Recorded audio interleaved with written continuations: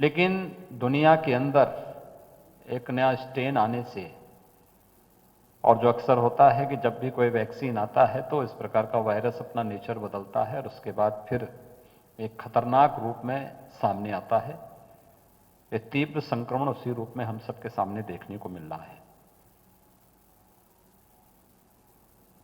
जो लापरवाही उस दौरान हर स्तर पर होने लग गई थी, सबने मान लिया कि अब तो कोरोना समाप्त, और वैक्सीन आने के बाद लोग और भी निश्चिंत हो गए, वह अब हम सबके सामने देखने को मिल रहा है।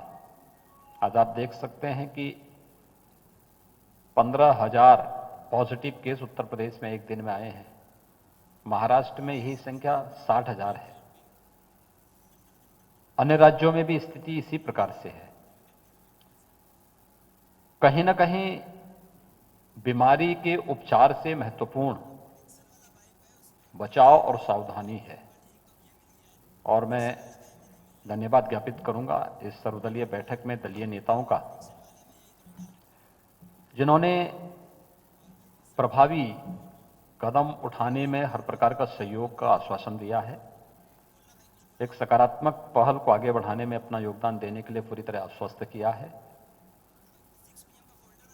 खासतौर पर सरकार ने कॉन्टैक्ट ट्रेसिंग को, 100% टेस्टिंग को आगे बढ़ाने की कार्रवाई को आगे बढ़ाई। अन्य राज्यों से आने वाले जितने भी हमारे नागरिक हैं, railway station, airport, bus station पर एंटीजन टेस्ट की जांच प्रभावी ढंग से आगे बढ़ाने, फोकस टेस्टिंग को आगे बढ़ाने की कार्रवाई, आरटीपीसीआर की टेस्टिंग को 60 से 70% तक बढ़ाने और शेष एंटीजन टेस्ट को तेजी के साथ आगे बढ़ाने की कार्रवाई युद्ध स्तर पर कर रहे हैं। हम 0 से 2 लाख से ऊपर टेस्ट प्रतिदिन करने की क्षमता अर्जित कर चुके हैं। आज के दिन पे कमी किसी चीज की नहीं, केवल आम जनमानस का सहयोग इन सभी कार्यक्रमों के साथ। एक खास तौर पर कि जो भी पब्लिक प्लेसेज हैं, भीड़ भाड़ वाले स्थानों पर पब्लिक एड्रेस सिस्टम लगा करके लगातार इसके बारे में जागरूकता के कार्यक्रम प्रारंभ किए जा रहे हैं। लोगों को इसके बारे में जागरूक करने का प्रयास हो रहा है। मास्क पहनने और घर के बाहर निकलने के लिए मास्क की अनिवार्यता के बारे में सबसे आग्रह किया जा रहा है। हाई रिस्क कैटेगरी,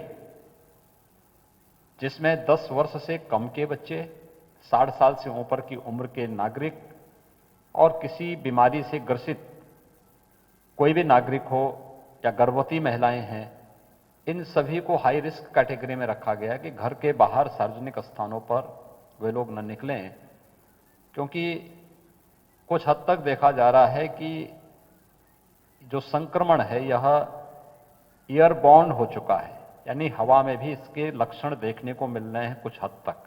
इसलिए सतर्कता और भी आवश्यक है, और उन लोगों के लिए जो हाई रिस्क कैटेगरी है उसमें उन लोगों को विशेष सतर्कता, सावधानी बरतने की आवश्यकता है।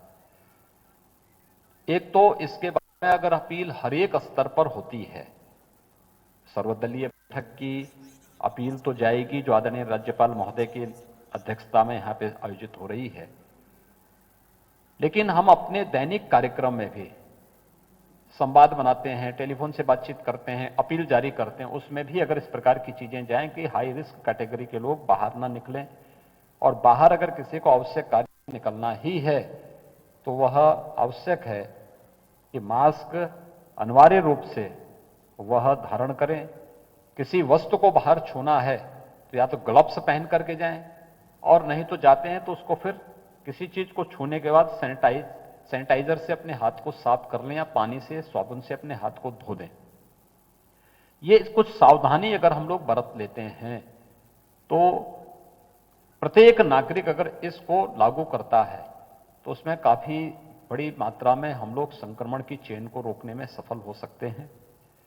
भीड़ भाड़ वाले स्थानों पर भी आज ही हम लोगों ने इसके बारे में कहा है कि कोई भी मार्केट है, भीड़ भाड़ वाला स्थान है, तो भीड़ तब होती है जब सामान्य मार्केट में स्ट्रीट वेंडर भी होते हैं, सब्जी विक्रेता भी एक साथ सब आ जाते हैं। तो हमने कहा इन्हें खुले हुए स्थान पर इन लोगों को दुकान लगाने के लिए आग्रह किया जाए और उनको उस प्रकार की स्पेस और सुविधा और सुरक्षा उपलब्ध कराई जाए। ये व्यवस्था भी प्रदेश के अंदर हो रही है। स्वच्छता और सैनिटाइजेशन को व्यापक पैमाने पर करने की कार्रवाई प्रारंभ हो चुकी है। जितनी फायर ब्रिगेड की गाड़ियां हैं, जितने भी चीनी मिलों के पास भी इस प्रकार की स्प्रे मशीन है, नगर निकायों के पास इन सबको व्यापक पैमाने पर सैनिटाइजेशन के साथ जोड़ने की कार्रवाई प्रारंभ हो चुकी है। सार्वजनिक कार्यक्रमों के लिए पंचायत चुनाव चल रहे हैं। सरकार ने पहले गाइडलाइन जारी की है कि प्रत्याशी जनसंपर्क में जाएंगे तो एक साथ 5 से अधिक लोग न जाएं। खुले स्थान पर सभा करनी है तो प्रयास होना चाहिए कि पहले यह संख्या 200 थी, आज उसको 100 पे किया गया है कि 100 से ज्यादा लोग एक जगह में एकत्र न हो। बंद कमरे में कोई बैठक है तो प्रयास होना चाहिए कि 50 से ज्यादा लोग बंद कमरे में एकत्र न हो। लेकिन अगर स्पेस कम है तो किसी भी स्थिति में क्षमता यानी जो स्पेस है उससे आधे से अधिक लोग कतई न हो और ये संख्या 50 से अधिक किसी भी स्थिति में न हो। ये भी आज एक नई गाइडलाइन के तहत इस प्रकार के निर्देश हर एक जनपद में जारी किए गए हैं। आज मैं रात्रि को स्वयं इस संबंध में प्रत्येक जनपद के साथ वीसी कर रहा हूं। अभी जो ज्यादा संक्रमित जनपद हैं, लखनऊ, प्रयागराज, वाराणसी, यहां और गोरखपुर, इन 4 जनपदों का दौरा मैंने स्वयं किया। गौतम बुद्ध नगर, गाजियाबाद, मेरठ और सहारनपुर चिकित्सा शिक्षा मंत्री ने वहां का दौरा किया।